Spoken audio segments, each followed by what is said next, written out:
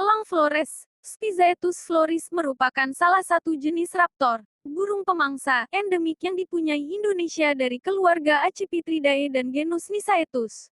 Elang Flores sebelumnya dianggap sebagai ras elang Bronto menunjukkan bahwa perbedaan morfologis yang signifikan antara bentuk ini dengan elang Brontok. Jarak genetik antara kedua taksa ini ditemukan hanya 1%. Elang Flores tergolong burung berukuran besar dengan panjang tubuh sekitar 60-79 cm. Kepala putih, kadang dengan garis-garis coklat pada mahkota. Tubuh bagian atas coklat kehitaman. Dada dan perut putih berpalang coklat kemerahan yang tipis. Ekor coklat dengan 6 garis gelap. Kaki putih. Tidak ada perbedaan signifikan antara jantan betina dan dewasa muda. Mirip dengan elang Brontok muda. Elang Flores termasuk salah satu jenis burung endemik Indonesia yang dapat dijumpai di daerah timur khususnya di Pulau Flores, Sumbawa, dan Lombok, di perbatasan Taman Nasional Rinjani, serta di dua pulau Satonda di dekat Sumbawa dan Rinca di dekat Komodo. Jenis elang ini dipercaya pada dasarnya tergantung pada habitat hutan hujan dataran rendah untuk kelangsungan hidupnya, meskipun telah didokumentasikan di hutan submontane, yang merupakan hutan yang tumbuh di sepanjang kaki bukit atau lereng gunung yang rendah, dan hutan pegunungan setinggi 1.600 meter di Flores.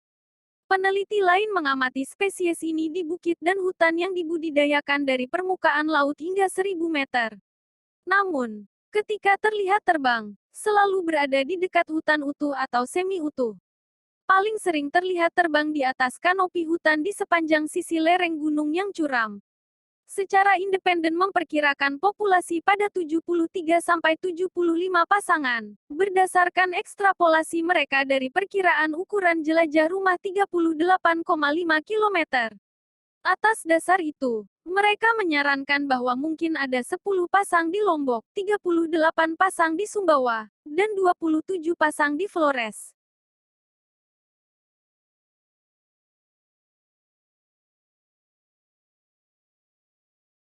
Gelada. Theropithecus gelada amhar adalah spesies monyet yang hanya dapat ditemui di dataran tinggi Ethiopia dengan populasi yang besar di pegunungan Simien. Gelada sebenarnya bukanlah babun. Babun adalah anggota genus Papio, tetapi merupakan satu-satunya anggota genus Theropithecus yang masih ada. Seperti kerabat babunnya, monyet ini tinggal di darat dan mencari makan di padang rumput. Gelada adalah satu-satunya primata yang utamanya bersifat graminivor. Dedaunan rumput mencakup 90% makanan mereka. Mereka dapat memakan daun maupun biji rumput. Jika keduanya tersedia, gelada lebih memilih biji. Mereka juga dapat memakan bunga, rizom, dan akar jika tersedia. Populasi. Saat ini diperkirakan populasi gelada di alam liar berjumlah lebih dari 200.000 ekor. Di habitat aslinya, gelada mampu bertahan hidup hingga usia 30 tahun. Tetapi habitatnya terancam punah karena pemburuan manusia. Manusia yang memburu mereka untuk mengambil kulitnya. Kulit gelada dewasa biasanya digunakan untuk penutup kepala tradisional oleh prajurit dataran tinggi. Gelada dalam genusnya sendiri Theropithecus, walaupun beberapa penyelidikan genetik menunjukkan bahwa ini monyet harus dikumpulkan dengan Papionin babun saudara, penyelidik lain telah mengklasifikasikan spesies itu lebih jauh dari Papio. Semasa Theropithecus gelada adalah satu-satunya spesies hidup genusnya, spesies yang terpisah dan lebih besar diketahui dari fosil rakam, T. bramti, T. darti dan T. oswaldi, dahulunya dikelaskan dalam genus Simopithecus. Theropithecus, sementara terlihat pada masa ini hingga Ethiopia, juga diketahui dari spesimen fosil yang terdapat di Afrika dan Mediteranean ke Asia, termasuk Afrika Selatan, Malawi, Republik Demokratik Kongo, Tanzania, Uganda, Kenya, Ethiopia, Algeria, Maghribi, Spanyol, dan India. Lebih tepatnya di Mirzapur, Cueva Victoria, Piro Nord, Ternivin, Hadar, Turkana, Makapansgat dan Swartkrans.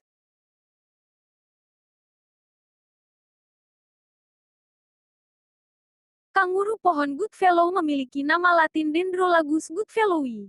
Binatang unik ini dalam bahasa Inggris dikenal dengan nama Goodfellow tricangaro atau Ornate tricangaro. Nama kanguru ini diambil dari nama seorang kolektor zoological berkebangsaan Inggris yang bernama Walter Goodfellow. Kanguru pohon adalah makropod yang beradaptasi dengan lingkungan di atas pohon. Mereka mendiami hutan hujan di Australia dan Papua, Queensland, dan pulau-pulau terdekat. Meski sebagian besar ditemukan di daerah pegunungan, beberapa spesies juga terdapat di dataran rendah seperti Dendrolagus spadix.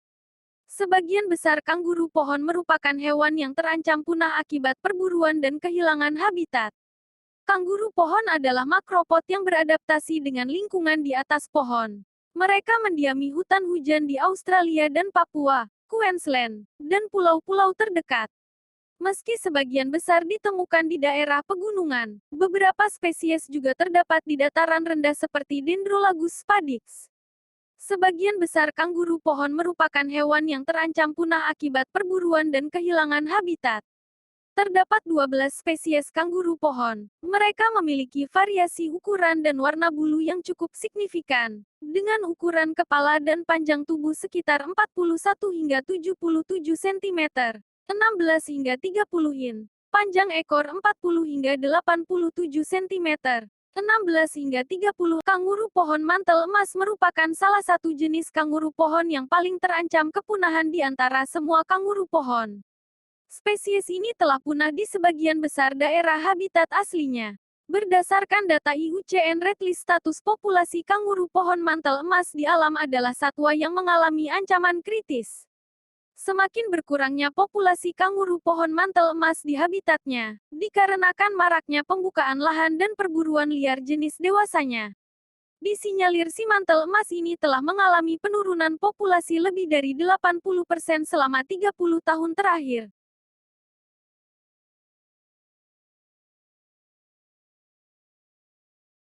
Ubur-ubur emas Golden Jellyfish.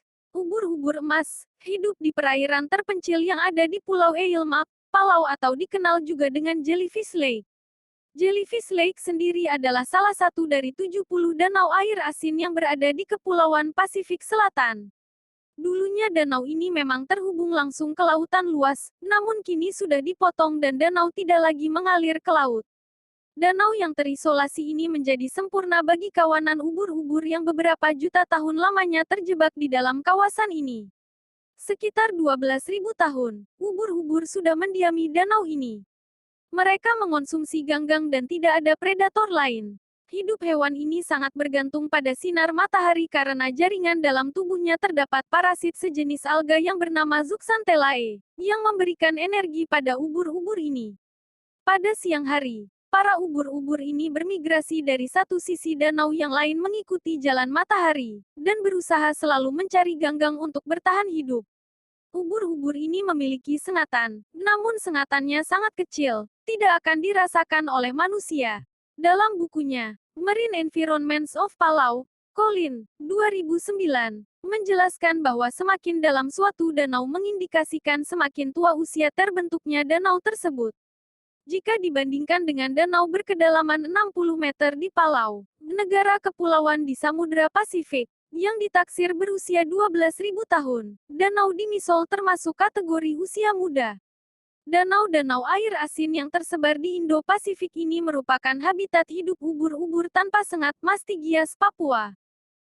Berdasarkan informasi dari National Geographic pada bulan Maret tahun 2016 saja populasi ubur-ubur ini ada pada angka 600.000 dan hal ini berarti hewan ini mengalami penurunan setidaknya rata-rata 8 juta. Para ilmuwan sendiri masih menyelidiki penurunan drastis yang terjadi pada populasi ubur-ubur emas ini. Ada anggapan bahwa penurunan ini terjadi karena pemanasan air laut dari El Nino yang menyebabkan hewan ini tidak bertahan hidup. Sebelum lanjut nonton jangan lupa subscribe, like, komen, dan bagikan.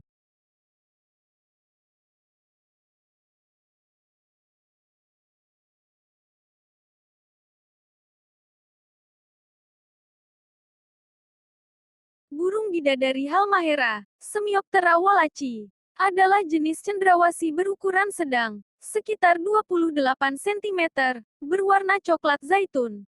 Cendrawasih ini merupakan satu-satunya anggota genus Semioptera. Burung jantan bermahkota warna ungu dan ungu pucat mengkilat dan warna pelindung dadanya hijau zamrud. Cirinya yang paling mencolok adalah dua pasang bulu putih yang panjang yang keluar menekuk dari sayapnya dan bulu itu dapat ditegakkan atau diturunkan sesuai keinginan burung ini. Burung betinanya yang kurang menarik berwarna coklat zaitun dan berukuran lebih kecil serta punya ekor lebih panjang dibandingkan burung jantan. Burung bidadari ditemukan pertama kali oleh Alfred Russel Wallace di Pulau Bacan, Maluku Utara, tahun 1858. Wallace menyebutnya sebagai Bird of Paradise karena kecantikan burung ini. Penemuan itu lalu ditulisnya dalam sebuah laporan yang dikirim ke Inggris. Setahun kemudian, laporannya menjadi bahan kajian para peneliti satwa di Inggris. Jadi, jangan heran kalau nama latinnya Semioptera wallaci. Nama ini sebagai penghargaan terhadap Wallace naturalis asal Inggris yang hidup pada tahun-tahun 1823 sampai tahun 1913 itu. Burung bidadari bisa ditemukan di Pulau Halmahera dan Bacan pada hutan hujan tropis dataran rendah dan bukit-bukit, dan kadang-kadang di daerah berhutan. Burung bidadari bisa ditemukan di Pulau Halmahera dan Bacan pada hutan hujan tropis dataran rendah dan bukit-bukit, dan kadang-kadang di daerah berhutan. Baik jantan dan betina memiliki warna kaki kuning kemerahan. Di bagian paruhnya seperti tanduk dan bermata hijau seperti buah zaitun. Populasi bidadari Halmahera terancam punah akibat penebangan dan penjarahan hutan. Hingga kini, populasi di alam liar berkisar 50 hingga 100 ekor.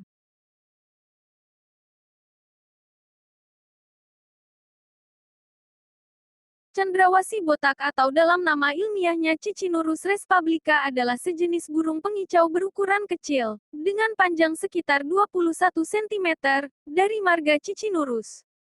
Burung jantan dewasa memiliki bulu berwarna merah dan hitam dengan tengkuk berwarna kuning, mulut hijau terang, kaki berwarna biru dan dua bulu ekor ungu melingkar. Kulit kepalanya berwarna biru muda terang dengan pola salib ganda hitam. Burung betina berwarna coklat dengan kulit kepala biru muda. Endemik Indonesia. Cendrawasih botak hanya ditemukan di hutan dataran rendah pada Pulau Waigeo dan Batanta di Kabupaten Raja Ampat, Provinsi Papua Barat. Pakan burung cendrawasih botak terdiri dari buah-buahan dan aneka serangga kecil. Penamaan ilmiah spesies ini diberikan oleh keponakan Kaisar Napoleon Bonaparte yang bernama Charles Lucien Bonaparte dan sempat menimbulkan kontroversi. Bonaparte, seorang pengikut aliran Republik, mendeskripsikan burung cendrawasih botak dari spesimen yang dibeli oleh seorang ahli biologi Inggris bernama Edward Wilson beberapa bulan sebelum John Cassin, yang akan menamakan burung ini untuk menghormati Edward Wilson. 13 tahun kemudian, ahli hewan Jerman yang bernama Heinrich Agathon Bernstein menemukan habitat cendrawasih botak di Pulau Waigeo. Berdasarkan dari hilangnya habitat hutan yang terus berlanjut, serta populasi dan daerah di mana burung ini ditemukan sangat terbatas, cendrawasih botak dievaluasikan sebagai berisiko hampir terancam di dalam IUCN Red List. Burung ini didaftarkan dalam CITES Appendix 2. Berdasarkan hasil pengamatan di lapangan teridentifikasi beberapa jenis cendrawasih yang ditemukan di lokasi plot pengamatan, di antaranya cendrawasih merah, Paradisae rubra, cendrawasih botak Cicinnurus respublica, dan Manucodia kilap, Manucodia ater. Hasil perhitungan didapatkan jumlah populasi rata-rata 3 jenis burung cendrawasih yang teridentifikasi pada total luasan plot sampling 50,24 ha sebesar 57,3 individu. Estimasi kepadatan populasi individu, hektar sebesar 0,9 individu, ha. Data lapangan yang diperoleh pada kegiatan tersebut selanjutnya akan dimanfaatkan sebagai baselin untuk pemantauan jumlah populasi burung cendrawasih di alam pada tahun berikutnya serta sebagai bahan penyusunan rencana pengelolaan satwa liar yang dilindungi undang-undang khususnya burung cendrawasih.